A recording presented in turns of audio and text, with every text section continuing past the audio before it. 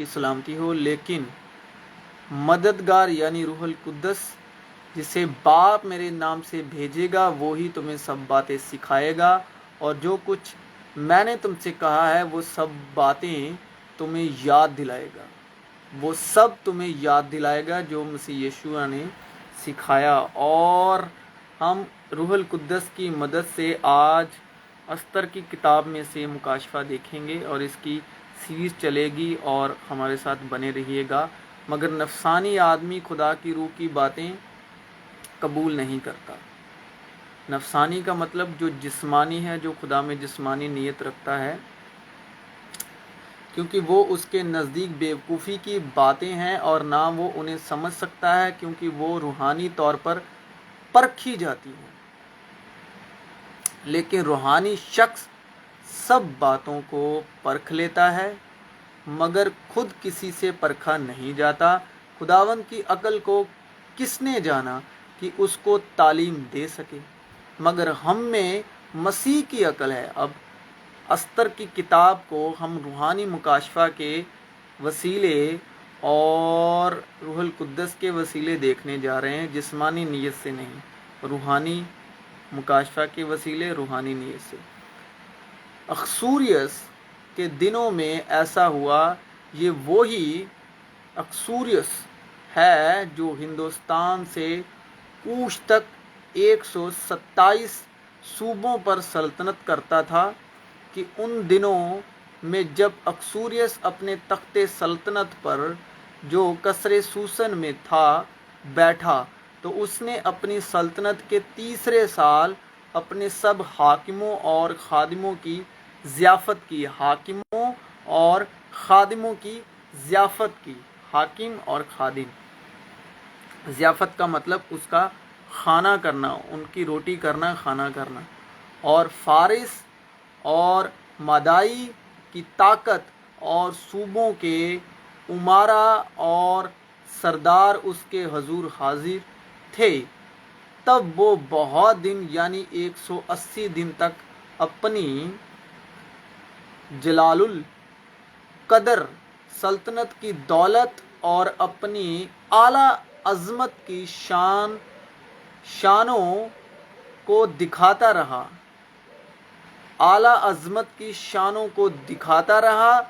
जब ये दिन गुजर गए तो बादशाह ने सब लोगों की, क्या बड़े क्या छोटे, जो कसरे सूसन में मौजूद थे, शाही महल के बाग के सहन में 7 दिन तक ज़ियाफ़त की। 7 दिन तक ज़ियाफ़त। ज़ियाफ़त का मतलब रोटी खिलाना, खाना खिलाना। और एक्सेरियस ने की। फिर उसने अपने बुलाने वाले से भी ये कहा। एक्सेरियस कौन है? एक्सेरियस जो है वो खुदा बाप को दर्शाते हैं। जो एक्सेरियस राजा है, बादशाहों का बादशाह, वो खुदा बाप को दर्शाते हैं। फिर उसने अपने बुलाने वाले से भी ये कहा कि जब तू दिन का या रात का खाना तैयार करे। ये हम जो कलाम मुक़द्दस में लिखा है ना, रूह अल कुद्दस मेरी बातों में से सिखाएगा और मेरी बातें याद दिलाएगा। जो मैंने सिखाया उसकी याद दिलाएगा। अब हम सीख रहे हैं जो मसीह यीशु ने बातें कही, वहाँ से सीख रहे हैं। जो ज़ियाफ़त की बात, एक्सेरियस की बात जो अभी हमें कलाम से पढ़ी है, वहाँ से हम खुदावंद यीशु मसीह के कलाम से सीखने वाले।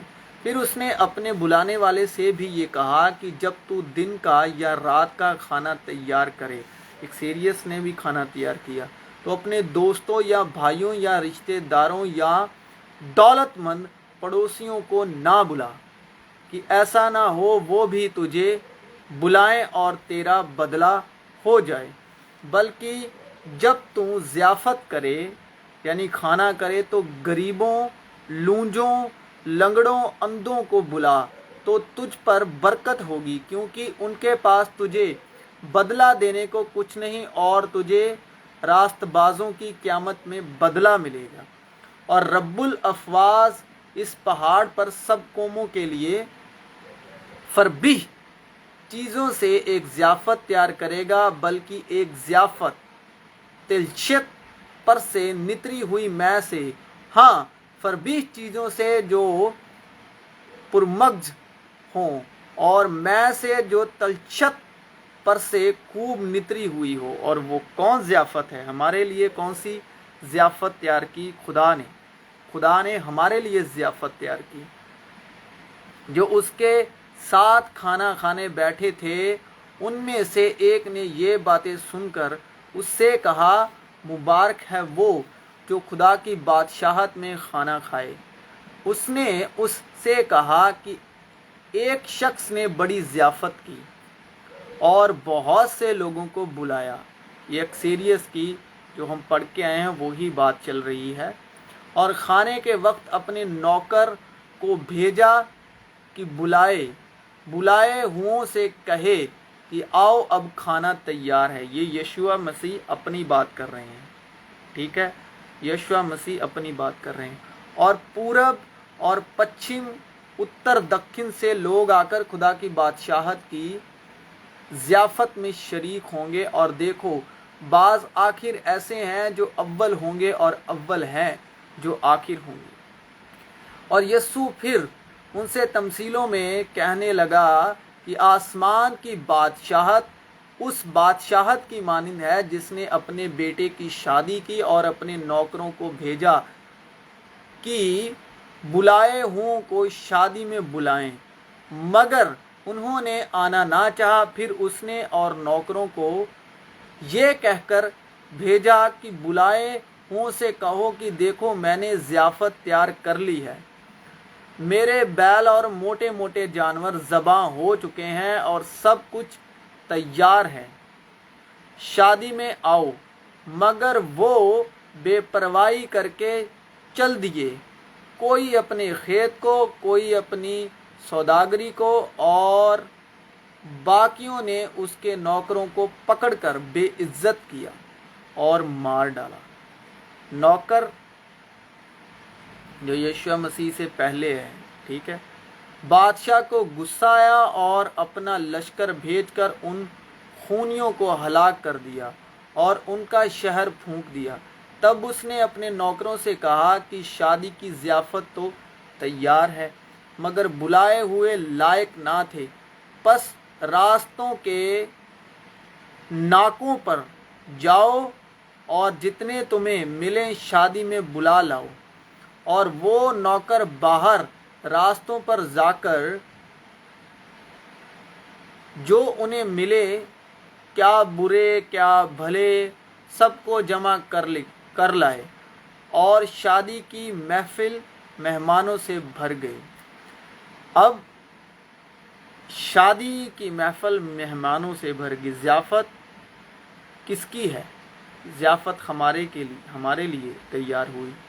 वो ज़ियाफ़त यीशु मसीह हैं। ऐ मेहनत उठाने वालों और बोझ से दबे हुए लोगों, सब मेरे पास आओ, मैं तुम्हें आराम दूंगा। तो हमने पहले क्या पढ़ा कि जब तू ज़ियाफ़त करे तो अपने लिए गरीबों, लूंजों, लंगड़ों और अंधों को बुला, ताकि तुझ पर बरकत हो, क्योंकि उनके पास तुझे बदला देने को कुछ नहीं। तो यहाँ पर हम पढ़ रहे हैं, ऐ मेहनत उठाने वालों और बोझ से दबे हुए लोगों, सब मेरे पास आओ, मैं तुम्हें आराम दूंगा। यस्सु ने उनसे कहा, जिंदगी की रोटी मैं हूँ। यानी कि ज़ियाफ़त का मतलब रोटी तैयार करना। यस्सु ने उनसे कहा, जिंदगी की रोटी मैं हूँ, जो मेरे पास आए वो हरगिज़ भूखा ना होगा, और जो मुझ पर ईमान लाए वो कभी प्यासा ना होगा। मैं तुमसे सच सच कहता हूँ कि जो ईमान लाता है हमेशा की ज़िंदगी उसकी है। ज़िंदगी की रोटी मैं हूँ। ये वो रोटी है जो आसमान से उतरती है, ताकि आदमी उसमें से खाए और ना मरे। मैं हूँ वो ज़िंदगी की रोटी जो आसमान से उतरी। अगर कोई इस रोटी में से खाए तो अब तक ज़िंदा रहेगा, बल्कि जो रोटी मैं जहाँ की ज़िंदगी के लिए दूंगा वो मेरा गोश्त है। बल्कि जो रोटी मैं जहान की ज़िंदगी के लिए दूंगा वो मेरा गोश्त है। तो پھر جب قربانی کے وقت خداوند نے اپنے چیلوں سے کہا یہ میرا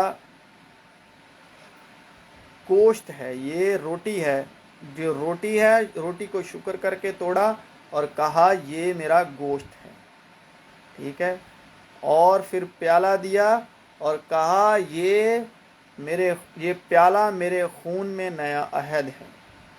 تو راجہ سیریس نے ضیافت کی، اس کا مکاشفہ ہمیں خداوند مسیح یشوع کے روح القدس سے ضیافت کا مکاشفہ سیکھنے کو ملا، اور اس کو آگے بھی کنٹینیو کریں گے، اور مسیح یشوع میں آپ سب کی سلامتی ہو۔